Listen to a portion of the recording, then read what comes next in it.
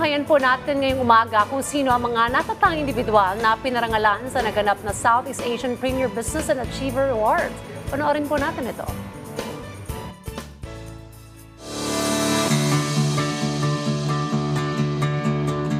Nagsama-sama ang mga namukod-tanging individual, organisasyon, entrepreneurs, celebrities at performers para sa ingranding gabi ng parangal ng kauna-unahang Southeast Asian Premier Business and Achiever Award.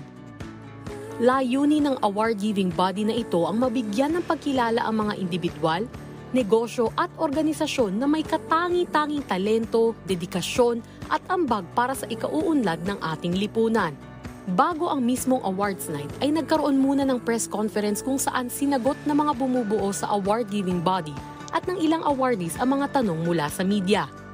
Ilan sa nakatanggap ng parangal ay ang mga katangi-tangi naming host dito sa PTV at Rise and Shine Pilipinas na sina Fifi De Los Santos bilang Outstanding Man and TV Host of the Year, si Dayan Medina Ilustre bilang Outstanding Woman and TV Host of the Year, at si Audrey Goriseta bilang Outstanding News Anchor of the Year.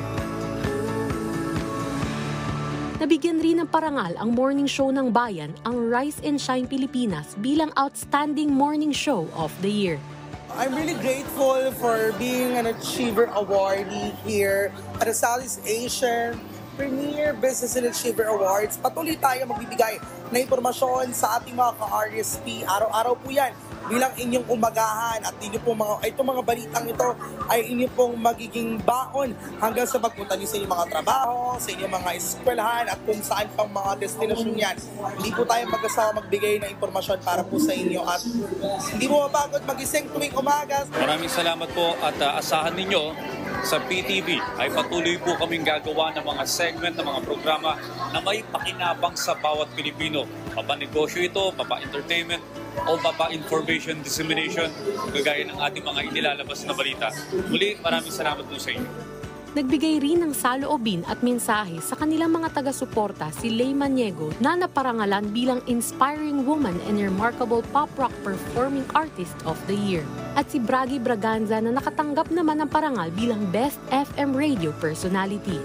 Super overwhelmed at napakasaya po. Maraming salamat po for this opportunity na maging mapabilang sa inyo pong awardee. And may advice sa lahat po ng ating mga young generation na nangangarap dyan, just give it up, stay humble, and just give your best.